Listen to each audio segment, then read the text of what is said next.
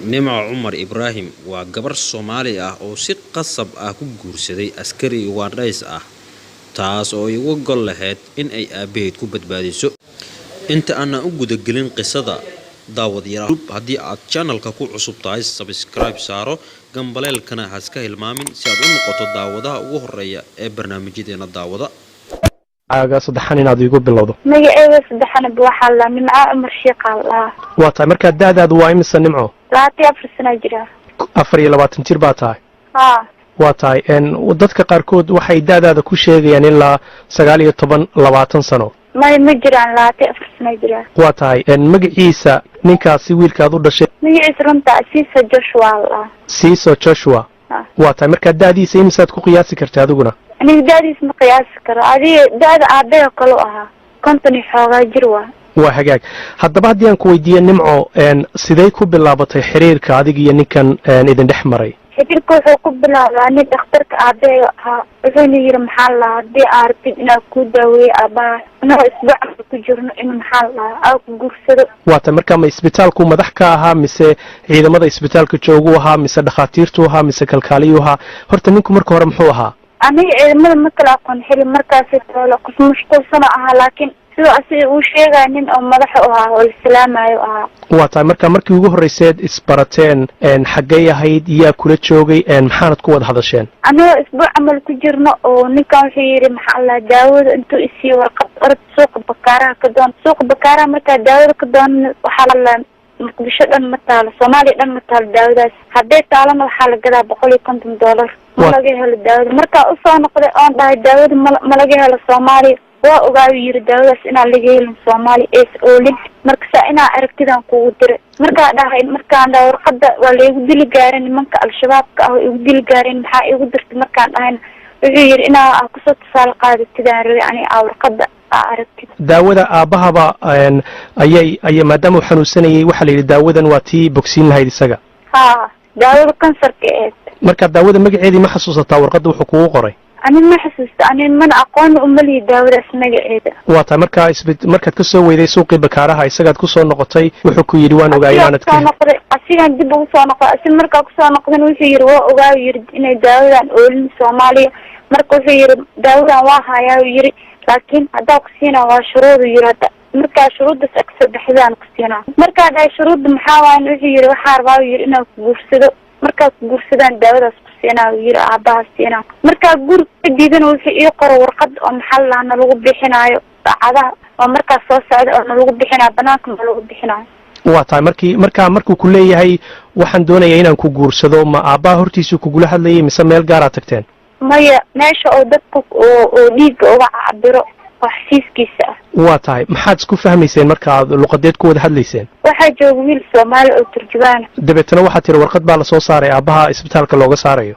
warqadii aan la siiyay warqadii markii la siiyay wiilka turjubaanka wuxuu yiri maxaa lahaa ka fiirso hadalkan inkaas wuxuu ku leeyahay istiyaal aabaha bixinin markii dambana waa ogolaadaan marka inaad ogolaato ma wiilka turjubaankuna qalqaal uu ku galiyay si aabahan lagu saarin in ninkan aad guursato waa tahay marka maxaa dhacay markii oo aan yeelay oo ninkiina guursada aan yeelay daawooyin badan oo aad siiyay wuxuu u sameeyay passport oo lagu soo qaadayo guurkiinu sidoo u dhacay bal arrintaas aan doonay inaan ogaado sidoo u dhacay guurku wuxuu u dhacay ninka oo turjubaanka ahaa wuxuu keenay laba nin oo maxaa la dhahaa Soomaali ah wuxuu yiri aniga muslim ma ahay waana guursanaa diinta islaamka guursanaa xataa wuxuu yaqaanaa quraanka yaqaanaa markii aan dhaano quraanka oo aqrinaayeen marna ku aqrinaya marna ma aqrinayo waa tahay xagee lagugu meheriyay adigu meesha waxa tiri waa meel ciidan waana isbitaal meel ciidan oo isbitaal ah waa meesha teendooyinka lagu meheriyay marka meherka adiga markii lagu meherinay labada wadaad iyo ma ag fadhiday waa ag fadhiday marka raalli baad ka ahayd raalliya ka ahaan waa tahay aabaha iyo familkiinu ma kula ogaayeen maya lama ogeen familkeena maxaa ana aabe intuu dhal ana weyn aniga go'aankaas isku gaaray si ugu hela aaba daawadiisa helitaankiisa ka sokow adigu soo gabar ma tiido soo xitaa sharcigii muu ahayn in lagu bixiyo ama haddaanu aabaha joogin adeerada ama qof walaayadaada haya inuu bixiyo soo may ahayn way laakiin ayka ninka turjubaanka iyo nimanka oo meherka sameynaya waxay dhaheen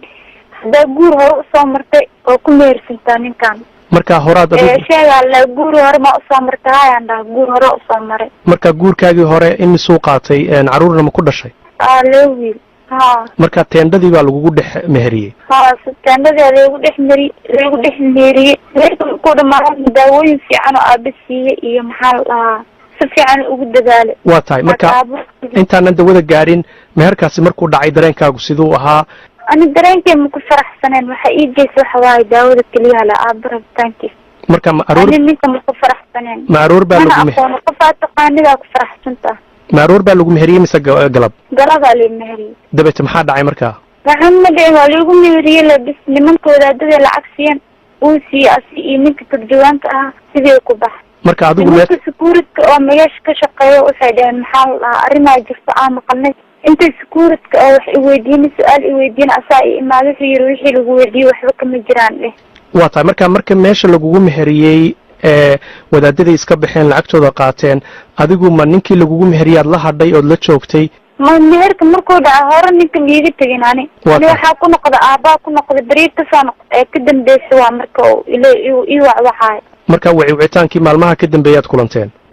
imise jeer sideed u kulmi jirteen ninka marka ma meeshuu degan yahay baad la degtay mise